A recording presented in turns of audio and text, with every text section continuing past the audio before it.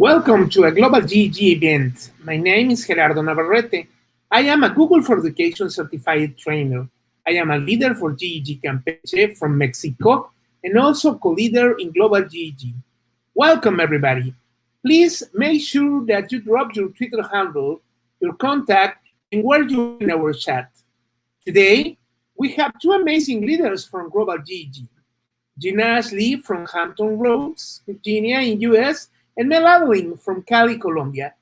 They come to present us and talk about Desmos. So, welcome, Jenna and Mel. I am sure you will rock.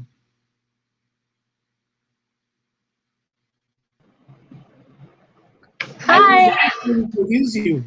Please, can you do that? Well, good afternoon, all.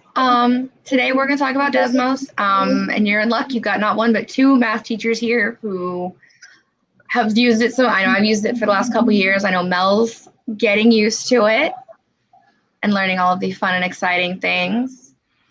So let's get started. So we're going to talk today about the difference between the teacherdesmos.com versus the regular calculators that you may have been using in your classrooms. We're going to show you how to integrate with your Google Classroom if you're using that as your LMS Lite or if you're using it in general. We're going to try some activities. We're going to show you how to get started with copying and editing an existing activity. You don't want to necessarily, jump in with both feet right away or you're not real sure. And then we're going to show you some of the cool stuff about pasting and sharing and anonymizing. And we have a bunch of resources for you at the end, so make sure you hang around. If you want to follow along, we'll drop the link to our slides in the chat for you. I know some people are itching to start looking at some of the resources. All right, so let's get started. First thing is that we did want to give you guys a chance to see what it looks like on the student side. So we have a practice Google Classroom for you to join if you would like. If you want to, you can follow along with us. You can click that link to join our Google Classroom, and this classroom will stay up so that you can try different activities later on. Okay. But what that'll do is it'll give you the opportunity. What? No, that's fine. No, I was just checking to see if people are joining. We got friends.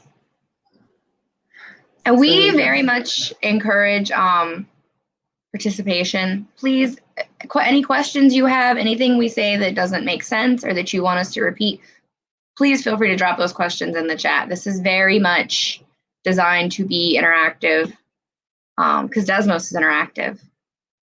While I give everybody a minute to get joined in the classroom, I wanted to show you, so you may be used to the Desmos graphing calculator. If you go to the main Desmos page, you've got the link to your graphing calculator right there. And obviously it does so many different cool things. My kids still feel like using it as a cheat code and they love it. Honestly, but the other side of it is the classroom activities that you can do that really help students relate to the content and interact with it in a different way.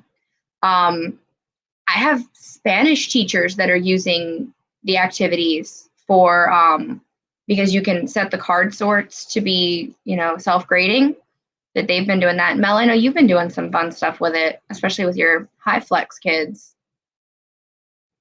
It has been quite interesting so far, but yes. Are we getting some people joining the amazing classroom? That's what I was looking for. Oh, we got a couple. We got you. You and Gerardo. Okay. I'm there. That's okay. Yeah. You've never heard of Desmos. Okay, that's cool. That's what we designed this for. All right, feel free to join the Google Classroom. There's a link in the chat. And that'll allow you to try out, what we're going to do. So you can see it from the student side before we look at it from the teacher side.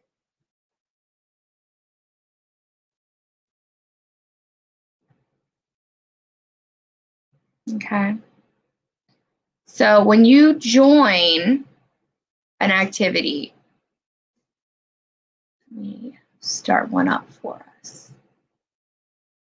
Most of mine are linked to my classrooms. Oh, more friends. I love it. Okay, so here's my teacher.desmos. I've logged in. You can see because my name's up at the top. Now, this is somebody else's activities.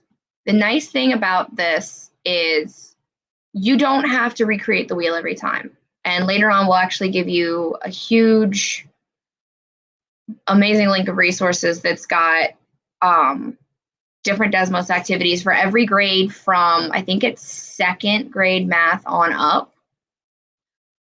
It is not mine. I am not that. No. Virginia Department of Education put together a massive list of resources. That way people aren't overwhelmed.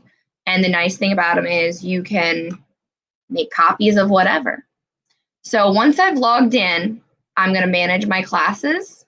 And you can see I've got my classes up here, but I can add a new class and I can just import it from my Google Classroom. If you don't use it, you can just make a class code right here. So like I could say, and this is going to try to link to my school account. So this, I just realized, isn't going to work like I want, but we can do it from here. So I can log into my account.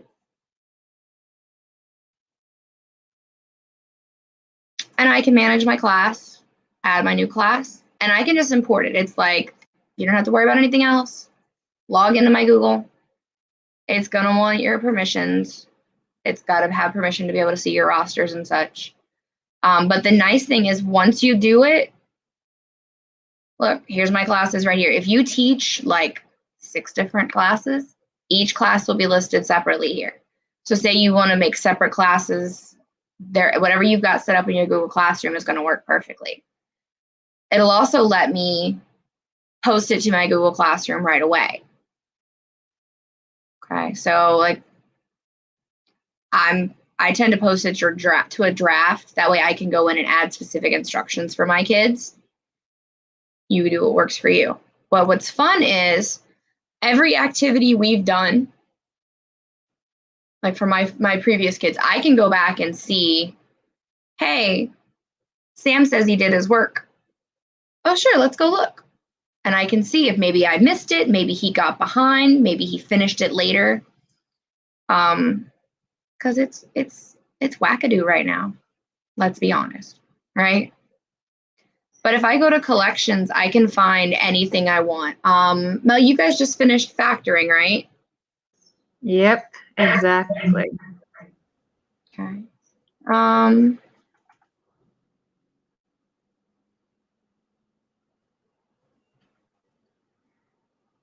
So there's different ones. If you know the one that you're after, you can kind of narrow it down some. There are collections out there of dozens. Let's look at one. We just did functions. Yeah, there's a lot of really good resources for graphing. Mm-hmm. And I know that some people in the chat were mentioning they're from elementary, and there can be some basic things with lines and shapes and that as well. So it's not just for high school, so you don't need to be like, oh, I can't do anything with it. Just be aware that there are a lot of different options. So like up here it tells me, so polygraph activities are really good for getting the kids using the right vocabulary. We all know our kids will tend to say exactly what they think, and they don't necessarily use the math vocabulary that we really want them to use. Polygraphs are, I don't know if anybody in the chat's old enough to remember the old Guess Who game, where you picked a person and then you took turns asking. Mel's laughing at me because she knows what I'm talking about. You take turns asking, is your person have red hair? And if it's no, then you can put down everybody that's got red hair. Polygraphs are the same way. Polygraphs let students partner up and ask each other questions. Is it a line or a curve? Is it discrete or continuous? Is it a function? Trying to get them to use those vocabulary terms properly. And what's nice is if you find something and it's close to what you want, you can change it. You can make a copy and recreate it for yourself. So like at the beginning of the year, or for our younger friends, this is to help you get to know your students and for them to get to know you. This is one that's actually released by Desmos, okay? But I can come up here and make a copy. Say I don't like all the questions, or I want to change how a question is worded, or I have one that I found that I liked, but it had a teacher introduction page. So obviously I needed to do something, to put my own information up there. I can make a copy and edit it if I want to change something. 8th grade surface area and 3D objects. Okay, I'm weird. I actually like that unit. I used to teach 8th grade math till I moved up a level to geometry or to algebra. So trust me, I've got a few of those for you in the resources. Don't worry. But I can change these to different things. It says complete the table. Fill in if you use specific words. Tell me about your name. If you don't like it, you can take out individual pieces. If there's something particular you want, or as you get more comfortable with it, you can work into the computation layers and stuff. That's can be really detailed for some people. Let yourself get there. Don't feel like you've got to do computation layer stuff the day you start. There are thousands and thousands of pre-made resources out there. But I can reorder these slides. Say I want to put this one up here and this one back here. I can move them however I want. I can change them however I want. And then when I'm ready, I can publish it and I can save it. Or I can be like, nope, I hate the whole thing, ball it up and throw it in the trash. Don't do that. You'll hate yourself later. All right, but let's go back. So those 3D middle school geometry right here on the side, it's a featured collection. There are really cool things you can do with it. You can do, like this one's just on the triangle sum theorem. All the angles in a triangle have to add up to 180. Desmos is completely free, 100%, nothing costs on it, ever. That's why I swear by it. We spend a ton of money out of our own pockets as teachers. Don't do it for this. Some of them are really fun. Some of them, like I said, are the polygraphs, things on Pythagorean theorem, area and volume. We all know we love our kids, but that's a struggle. Are you filling it or are you wrapping it? And they struggle, but this is a good way for them to work on, finding the volumes of cylinders. The laser challenge is fun. This is a good introduction activity for them where they can, and if you want to know what it looks like for the kids, hit student preview so that you actually know what they're being asked to do. But I can try to, get this to hit all of these different dots using this laser and this mirror. And can we do it? All right. Try it out. Make sure an activity is what you want. I've seen a couple teachers that they wanted to do it. They thought they could just assign it and let the kids do their thing. Make sure you know what you're giving them. I feel like that's expected, but not always. They do give you some sample responses, especially from the ones that are created by Desmos. Here's a hint. The laser needs to be 30 and the mirror needs to be 90. Okay, but you can go through and actually see what the kids see. All right, what the heck? I think what you mentioned there is super key, like people realizing that once you found an activity and even though it might look amazing, just, check the preview and understand. I know that Tim in the chat was saying that they didn't realize that you could edit them, and yes, you can. I mean, you can just tweak the things to be best for your kids and just But yeah, the preview is so important. I know it looks amazing, but maybe there's something that you might want to slightly change or get rid of, or maybe it is totally okay. But the preview is essential. I just wanted to bring that up. And it may just be that you word it a different way. You know, we talk, like I said, I teach algebra. And when we talk about line of best fit, when we put it in the Desmos calculator, it's the I don't want to say formula, but the formula you have to give it is instead of y equals mx plus b, it's y1 tilde mx1 plus b. And we don't call it the tilde. We call it the sleepy subtraction or the squiggle because it looks like a subtraction that kind of swooshed and tried to correct. So if I were to make one that was on this, I would go in and I would edit it and make sure it said squiggle or sleepy subtraction. That way my students know what I mean. They're not going to necessarily, I could say tilde 12 times, they're still going to remember the sleepy subtraction. But say this is the activity I want to use, okay? So I can assign it to my class. Now I have it set to post as draft. So then I can go to my Google Classroom, and here's the laser challenge. It's already there. It's as a draft. I can edit it, and I can say,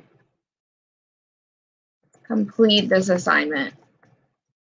Whatever instructions you would give your kids. You can give them a due date. Not now. I can assign it to just certain kids, you know, if you've got a different activity for different groups, give it a due date, all the fun we love about Google Classroom, and I can assign it. So now, our lovely participants, if you would like to join it, you can join us in the laser activity, because I can come up here and manage my class, and go right here to activity history, and here's where y'all are. Now, that can be a concern for some folks. You do have somebody mentioned requiring privacy waivers for some North American districts. That can be a concern. I would recommend talking to your admin or your IT person and see, because every district is different. We have 9 school districts within a 45-mile radius here, and where I live in Virginia, and everybody has different rules. But one fun thing for privacy is the anonymized feature. So like right now we have obviously Gerardo and Mel, and Danielle has joined us. But say I want to showcase somebody's answer. Say Mel gives a really awesome answer, and I don't want to put her out there because I know she's shy. Okay, I can put anonymize on, and it will change everybody's name to a famous mathematician or physicist or somebody like that, somebody that's important in math. If I want to see them later while I'm, you know, looking at student work, or if I'm watching it on my own monitor and I see, you know, things start getting X's or self-checking activity, they start getting a lot wrong, I can maybe turn that off, and I can click on, I can see exactly what Danielle's written if I click on her slide. And I can see she answered part of it, but she didn't answer all of it. Okay. So Danielle's got a question.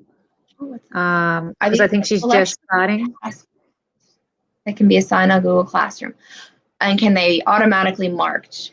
So if marked means graded, they can be. Like if you'll see here, yours are have X's right now. Tim's, you can see he got it right. So if you notice, his turned to a check mark, and it's got, when I point to it, it's a check mark. Gerardo's same way.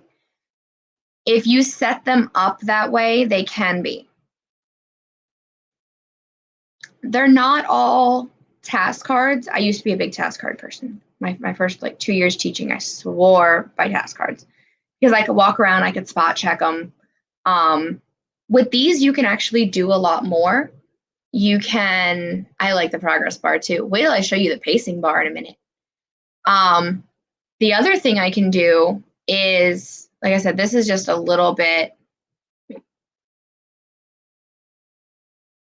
There are other types of activities where, like I said, with the polygraph one, you can make it interactive with the students, where they're asking each other questions and then they shuffle to another classmate.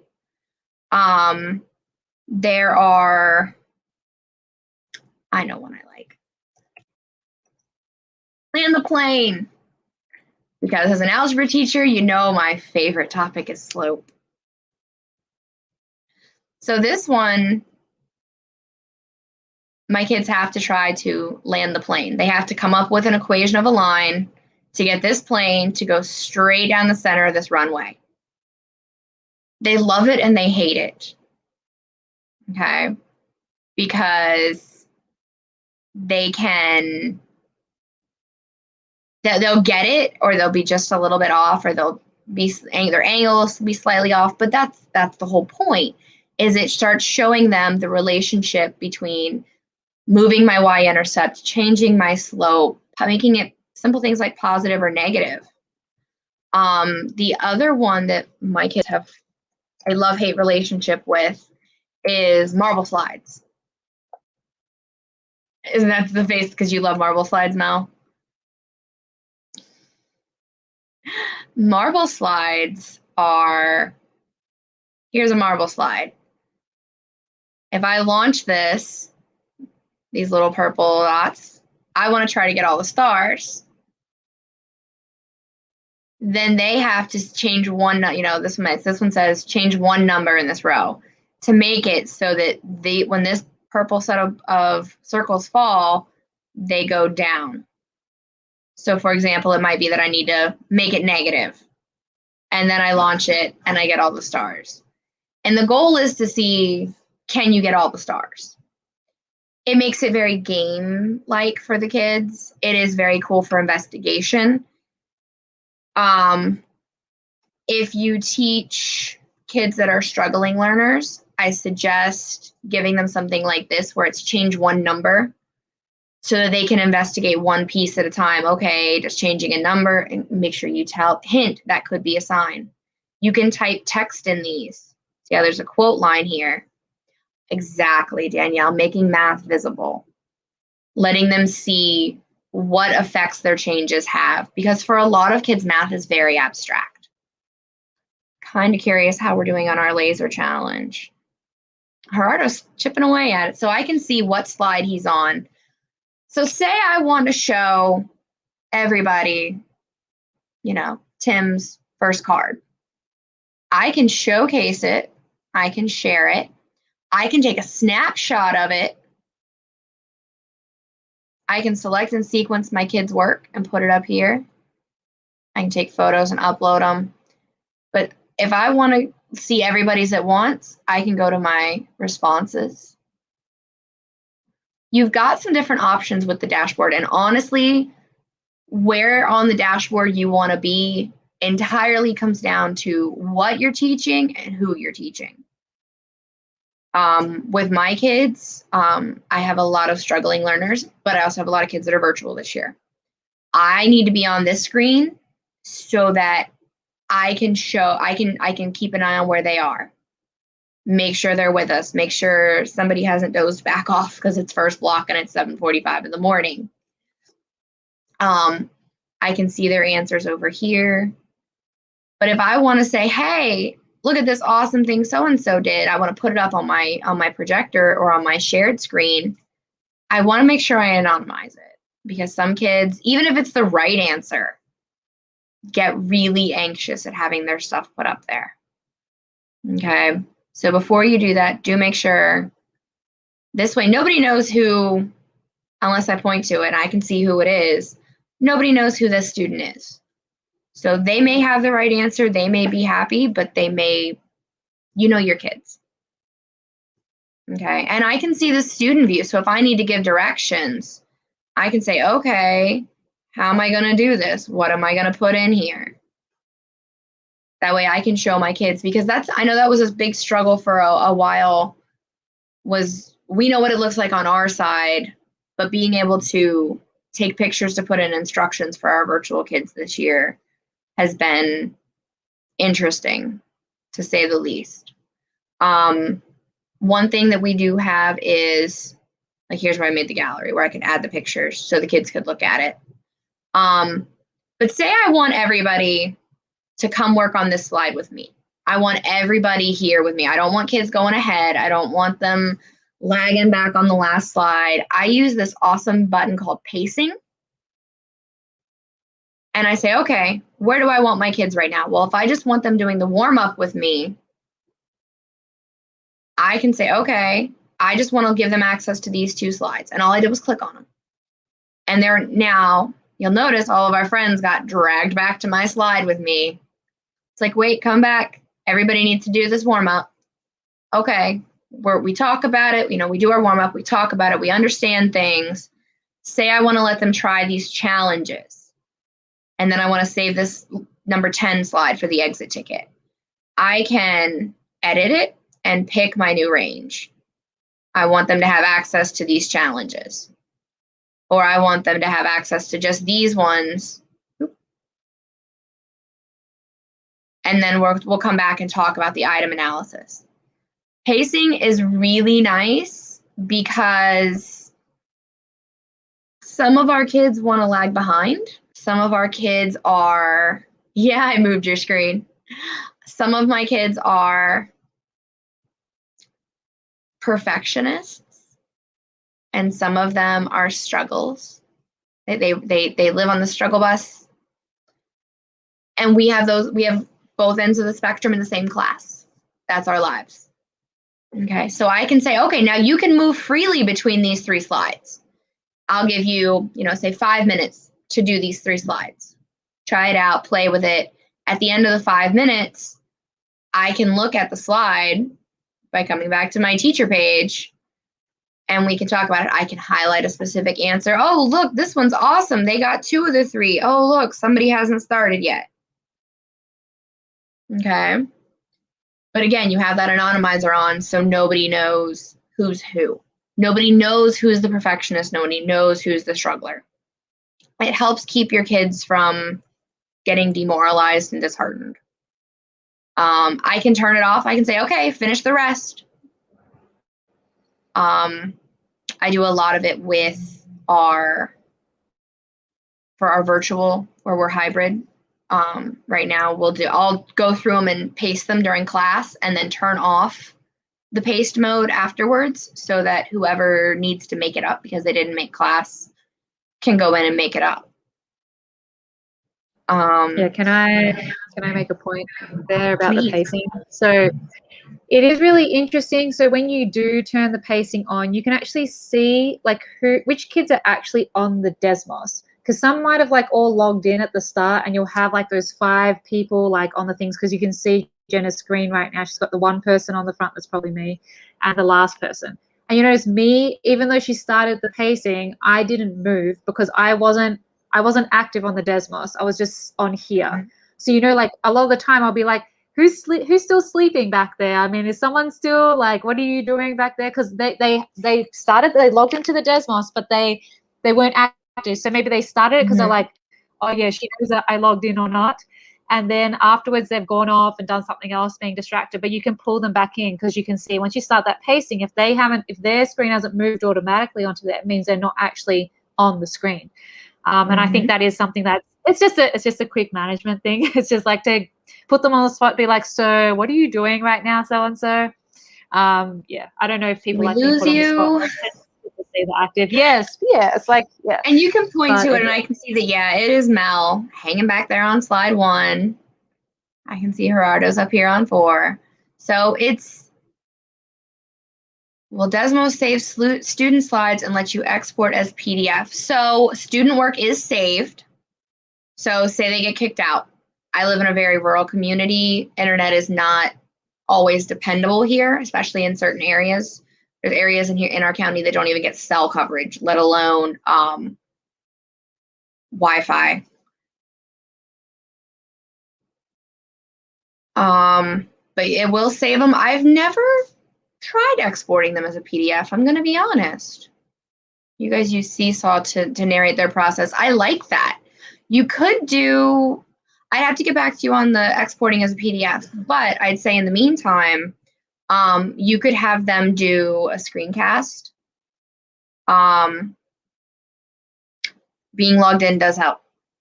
Even if they're logged in with their own, with a regular name. If you link it through their Google Classroom, they'll always be logged in. If you don't, if that privacy concern does come back, you can always require them to join with their first and last name. Or they can sign in to Desmos the same way we signed in, and I used my Gmail account. They can sign in with their Gmail account, and it'll save their work. But you can have them say, do a screencast where they put up their answers. Like if I go to Student View, you know, on this one, I decided to blah, blah, because I saw this would make it go here and here, or a Flipgrid. Flipgrid's always fun. Yeah. Or Loom. So and it doesn't matter. Doesn't matter if they have logged in or not, because I haven't connected all my kids to the Google Classroom thing, and I just sometimes just share it in the chat in the Zoom, and they're just putting in whatever name. And I mean, like, whether they're like logged in through Google or not, they can still, like, their work is still saved. Like, you can still see what they've done. I mean, it's not going to disappear just because they're not logged in, like, or connected to the classroom or whatever. You can still see their work. Because one of my kids, like, I was just like, you're in here like 3 times. I mean, like, what happened here? Because the third time he actually logged in with Google. The other one's like, I can see his work. Like, I can see like what he did on those 2 other days. He just like forgot to actually log in with Google. But yeah, so the work is still saved there. It's just that it's maybe under a different name perhaps, but it's still there. And if you were to leave it and come back, like if you closed the tab and you weren't signed in, then what you did the first time, when you came back in, it would try to have you start over if you weren't signed in. You can make it have a chemistry unit, Pilly. We actually, like I was saying earlier, I know a Spanish teacher here that she has started using the card sort activities so that, I mean, I don't know exactly, but she was saying she could do it with the card sorts because they're self-correcting. They tell, yeah, just because it's not math doesn't mean you can't do it. You can make cards for anything. We looked at the getting to know you one a few minutes ago, like right here's where I made my copy. There's no, I won't say there's no math in it, but I can, you know, here's my name, I like to be called, here are my pronouns. There's no math in this. This one's a text box. You know, my dog is the most important thing in my life, which if y'all know me, my dog is the most important thing in my life. I'm proud of myself because things like that, you can have them do text. You can have them, I made my kids make a math emoji, and like it had glasses and everything. I don't know why they felt like that had to be, but yeah, you can make card sorts. There's one for functions, as a matter of fact, but where you could literally, like, you're doing this for chemistry. I could make this say, I don't know what y'all are doing right now. You know, I could change these cards to say whatever I wanted. Like, minimize this down. This one's not a function. Plus or minus square root of x is a function. Piecewise functions are functions. And they're self-checking. So absolute value functions are functions. Height and the student and their height, that'd be a function. Well, that probably wouldn't be a function because you probably have more than one kid that's the same height. That's a function. So I can set it and it'll tell the kids which ones are right and which ones are wrong. So it's very nice. And you can give them a text box like this. Hey, here's this particular type of equation. Or you could give them a chemical equation. Is this balanced? If not, balance it. If yes, how do you know? And it's got math, type math down here where I can still use my square roots or my subscripts for chemistry. Okay, and I can hit share with the class, and then everybody would be able to see it. And if I've got that anonymizer on, nobody will know who said what craziness except you as the teacher. Because we've all got that one kid. And see, your brain just thought of exactly who that kid is. But I can draw a graph. I know you guys do a lot with exponential stuff in chemistry. Don't try to reinvent the wheel. Go find a card sort activity that's self-grading and make your copy and edit it. Like I said, at the end, we do have a list of just probably a couple of hundred Desmos activities that are math. The ones I have are math, I'm sorry. But you can Google for a Desmos, like chemistry Desmos activity. And here's one on enzymes. Here's one on physical and chemical change on the molecular level. Okay, stoichiometry. My high school chemistry teacher is so proud of me right now that I can still pronounce that word. Yeah, and like this is something that you may or may not need, this first slide. So again, you could adapt it to what you needed. But it gives me an equation. How much do I need to make a certain amount of this other? And the kids get whatever they want to do it with. You know, they might want a whiteboard that they can type out their answer, or they might want a two-way table. Hey, given this, I need this, given this, that. All right. Don't be afraid. Yeah, chemistry scares me too. Don't be afraid to just go look at them. Whatever you teach. I know we said we had a bunch of elementary folks in the chat. If you go to our slide deck, which we shared back at the beginning, and I can share again, we've got a bunch of them. There's English ones, there's science, there's a guy called chemistry. I think that the card sorts are super powerful, whatever grade level you're in, like creating a card sort. So basically you create a set of cards that are like questions and create a set of cards that are the answers, and you set the answer key. So students, they have like a set of cards and they just drag it like what Jenna was demonstrating to match them. And then you have like some people on Desmos who are amazing have created like card set checks, because originally when they match the cards, you as a teacher know if they've matched them correctly or not, but the students would not. But now some amazing Desmos gurus have like created card sort checks so that when the students, they go to the next slide, they have like a thing they can press to see how many did they get right or wrong. And so you can think about card sorts. You can use them for any subject really. And I mean, I think they're a really cool way for students just to see, okay, are they getting the concept? No, are they matching this word correctly with this expression or with whatever? But card sorts are super simple to create. Whether you're creating them from scratch or using someone else's and editing them. But I think like the card sort checks, which have been made by other people, like just regular teachers, are really cool for students just to check how they are going themselves instead of waiting for you as a teacher. That's just something else. So here's like first, second grade card sort. It's just basic addition. You can see obviously this one I got right, and this one obviously I put it wrong. So when I go to the next page, it says I have 2 cards sorted correctly. That means one pair. There's 2 cards in this set. That pair is correct. It doesn't necessarily tell me which one. But the kids could say, okay, well, it still says 2, so I know that pair is right. But when I put the 6 plus 1 and the 7 together, now it tells me I have 4 cards that are together right. So I know both my pairs are good, and I can shrink them down and move them over and keep going. Okay, what else do I got? When I put these 2 together, and they know they're together because when I drop them on top of each other, they light up blue. Now it's like you've got 6. So they're getting that feedback. They can check their answers. That way they're not getting all the way to the end of an assignment just to find out they got all but one of them wrong. Okay, now here's the nice thing. I could make a copy of this. I can come up here. Again, this one was made by another user. It includes self-checking screens with Computation Layer. Okay. Computation Layer is more advanced. If you have any sort of programming background, it's not terrible. If you're brand new and it's overwhelming, don't do it. Come up here, copy and edit. The only thing that tends to be the accepted practices, make sure you credit the original person. And I know as teachers, we tend to use whatever resources we find.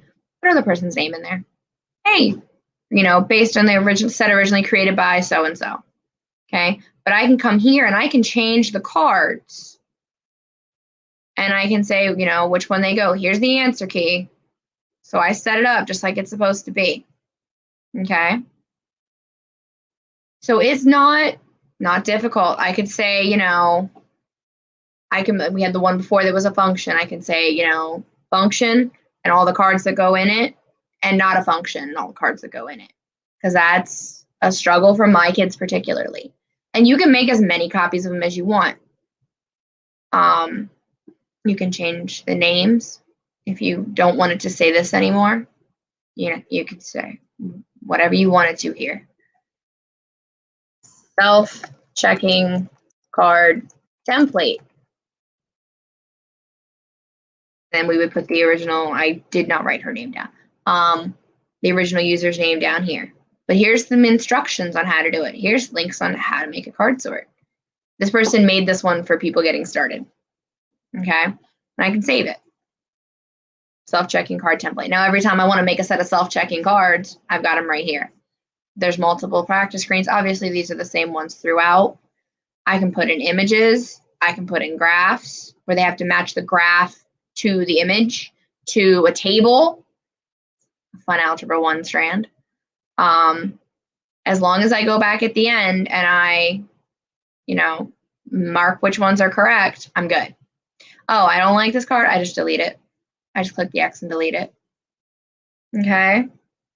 Let's see. We've talked about classroom integration. We've talked about the activities, copying, editing, pasting, sharing, anonymizing. Mel, did we forget anything? They also have the pause option, I guess. I mean, like when you're in the activity, in that view, when you're doing the pacing and stuff, you can if you want everyone just to pause on what they're doing, they can't do anything. It's just stopped on that screen. It's good for if you're doing a timed activity and you're you only have this amount of time and you're okay, that's it. Okay, you can press pause and literally all of them, they'll just pause and they won't be able to do anything else. I think I don't use it that much, but I think it's still a cool tool. You ever want to know very quickly whether your kids like the Desmos activity you're doing? Hit the pause button. Because all of a sudden you'll hear, hey, really loudly from across the room from 26 children. Nope, they will lose their minds. It is nice if, say, like she said, if you're doing a timed activity, or if things come up, you don't want them to work on it overnight, because we have some kids that'll work overnight on it when you don't want them to. I know teachers that have used the self-checking featured questions as assessments, not only formative but as summative assessments, because you still have to be able to show the work, even if it's on Desmos. So if our kids try to use, definitely would never ever use photo math, not our children, not Mathway, none of that. But that way they can only do so much with that. Like if I gave them one on factoring, just because my algebra kids are doing that right now, they could do it, but they still have to figure out how to graph it, which graph it looks like, something like that. And then I can just unpause it. It's good for, most time I have to use it, it's because we're going out for a fire drill or something that's going to interrupt our day. Or we want to come back to it the next day in the same spot. Now, what I wanted to show you guys is these are things to try once you've gotten a little more used to it, okay? Don't try to start with these from the get-go necessarily, but these are your level 1B activities. You can give live feedback when you're doing a Desmos activity.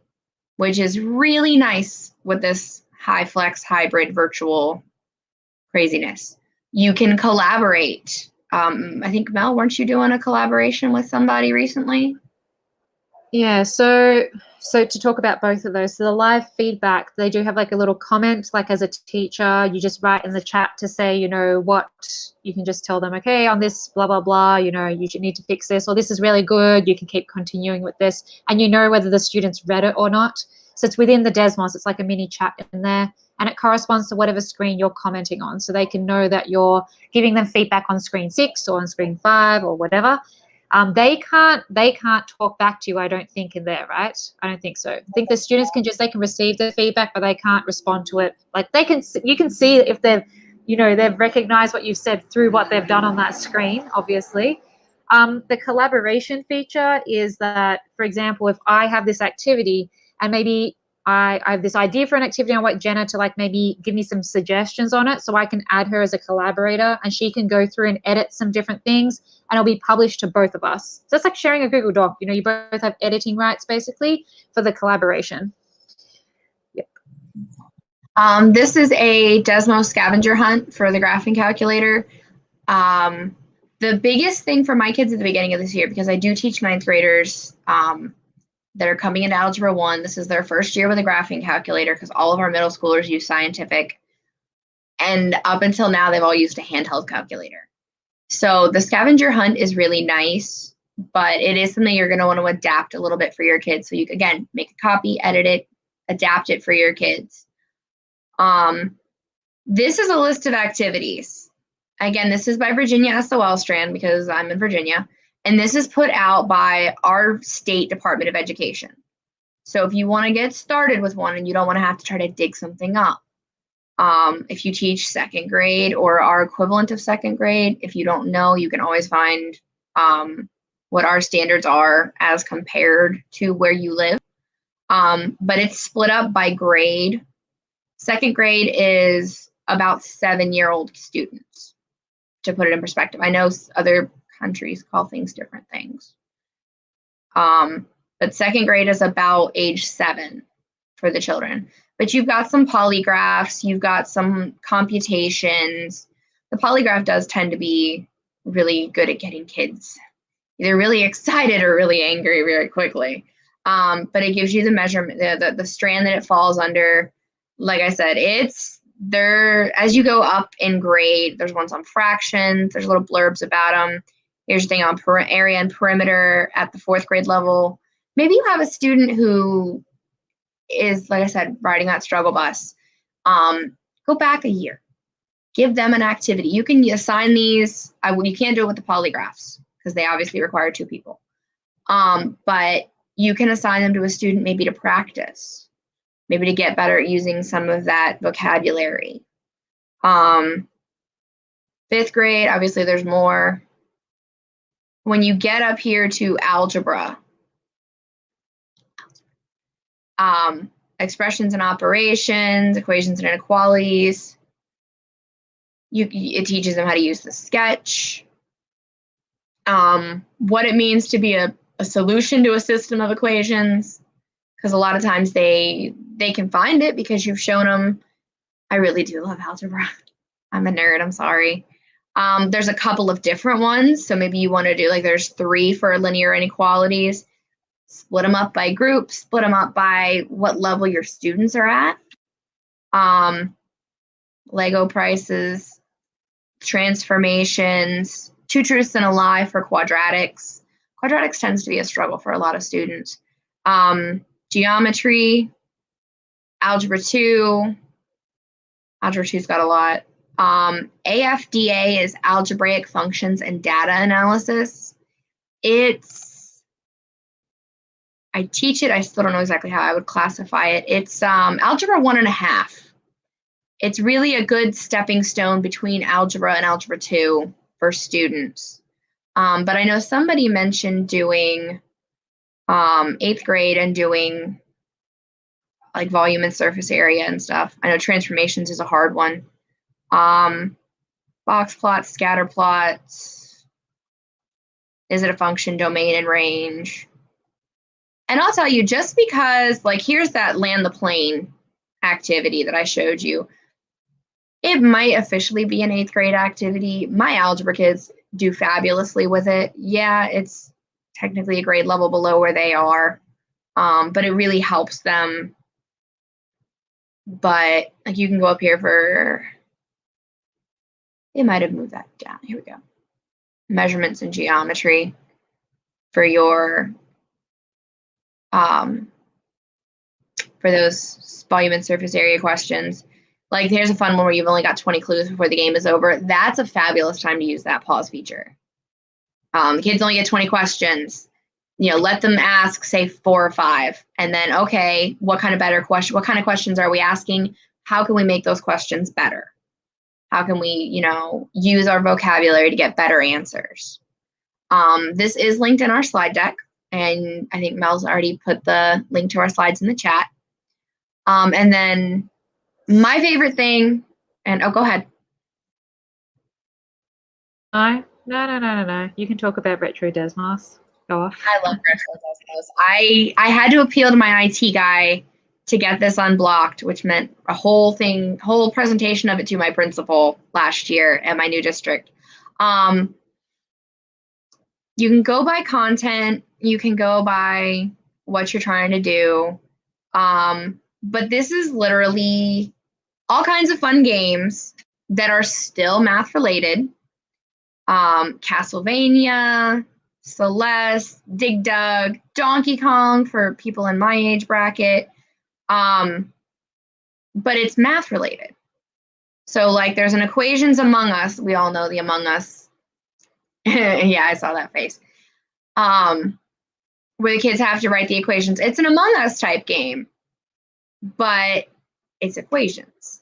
So it's very gamified for your kids. Here's where you sign in. Come on. I forget how big that file is. Close that.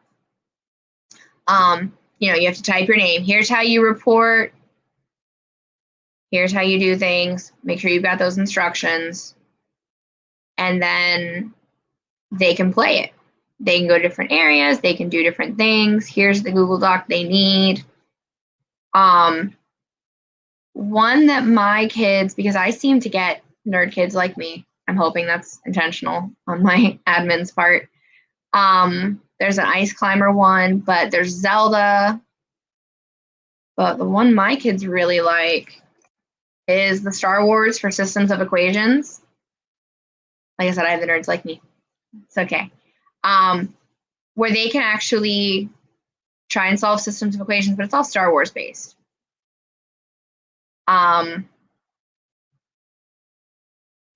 Again, you can assign it straight to your kids if you want. If you want to change, maybe add an instructions card at the beginning, you can make a copy and edit it. If you find something really cool and you want to share it to somebody, share it. But the other thing I was going to say is, I'm old school. They have Mario for linear equations, for making Mario jump and letting him play Super Mario Systems of Equations races. Where in the World is Carmen Sandiego, which is from my childhood. Sonic. The Oregon Trail is up here, y'all, for my my middle school friends. Sharing is caring. Find something cool and share it with a friend. We all do enough on our own, and we all try to stay in our own little classrooms. The smartest person in the room is the room. Work together, find something cool and share it out. If you're old enough to remember Oregon Trail, for percents, my middle school friends you might like it more than the kids do. Nintendo Inequalities. There are things for those who don't like those. There's like NBA Jam. There's a football. There's a bunch of Mega Man. But I really like it. If it's not accessible for your school, talk to your IT guy. They have a way to whitelist it. And if you can show, hey, this is, yeah, it's a video game, but it's math, they're usually pretty willing to work with you. But yeah, any questions you guys might have? We got a couple minutes left if you want to. I can show you anything you need or that I know how to do. While we're waiting for that, I think that, you know, the biggest thing about Desmos is that it is accessible, is that it is simple to use. Like, you don't need to dive into the 500 sites and resources immediately. You can just see what is it. That's what Jenna said. You're not reinventing the wheel.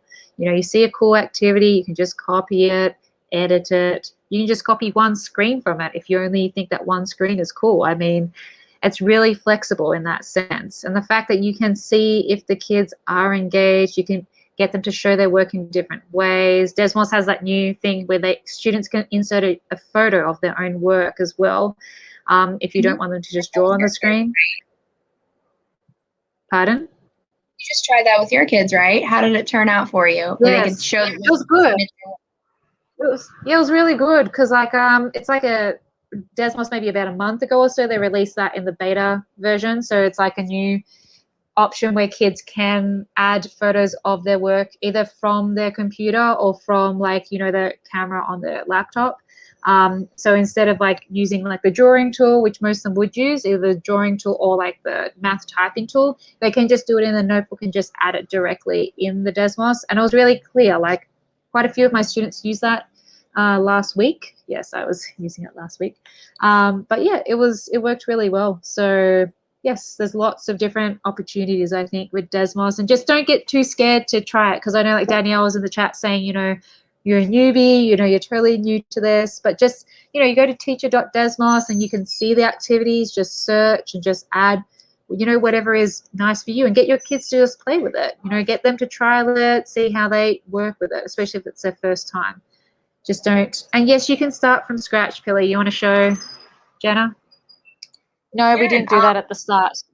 That's what I did. So that's what I did with one of my activities with, like, factorizing, because factoring is not like a big thing that's in there. So you have to go to, like, custom, I think, on the left.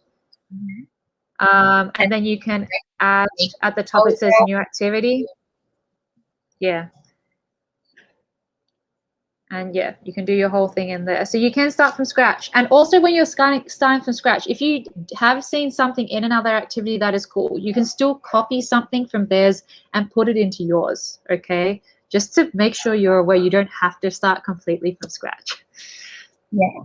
Even if you find something you like it, like she was saying, you can copy those. So if I go to activity history and I pull up this laser challenge that we were just looking at, you know, I could copy this slide. Say I don't want to mess with figuring out the mirrors. I could copy this if I was in edit mode and paste it into this new activity builder I have. You don't have to do it from the beginning.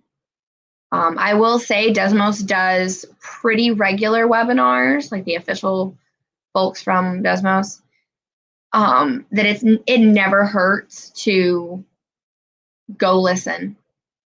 They do offer beginner and intermediate and advanced level. Start slow. Don't feel like you've got to master it from the beginning. Okay.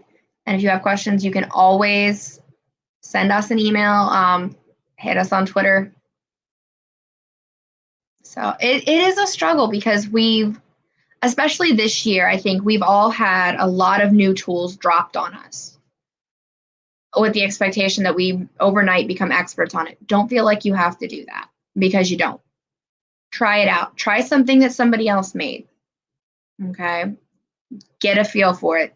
Tell your kids we're trying something new, and they will be honest with you. Tell them, I want to see how you guys like this. You know, let me know, what do we think? Especially if you start them off with like a polygraph or marble slides or one of the retro Desmos games. You'll get the buy-in a lot quicker. Even if it's something simple like the little getting to know you activities. Like I found 3 or 4 of them that I liked. Oh, I like this question from here and this question from this one, and I'll just copy them and drop them in mine, then reorder them and put them however I like. So, but yeah, never be afraid to try it, because the worst thing that happens is your kids see you fail and they know it's okay for them to fail sometimes too. I agree. Absolutely. Very nice. I'll jack it up there. Okay, so I don't think anyone else has asked questions in the chat, but as Jenna mentioned, just reach out to us on Twitter if you do have any particular questions that you just don't want to ask them now. If you're watching the replay and then something comes up, just be aware. Thanks, Jenna. Just be aware that we are available, okay? So don't feel afraid to reach out, especially if you're just getting started with it. As like Fons mentioned, he also said, it is a bit of a struggle sometimes, to get a start, but, you just got to start somewhere. And we're here to support you if need be, okay?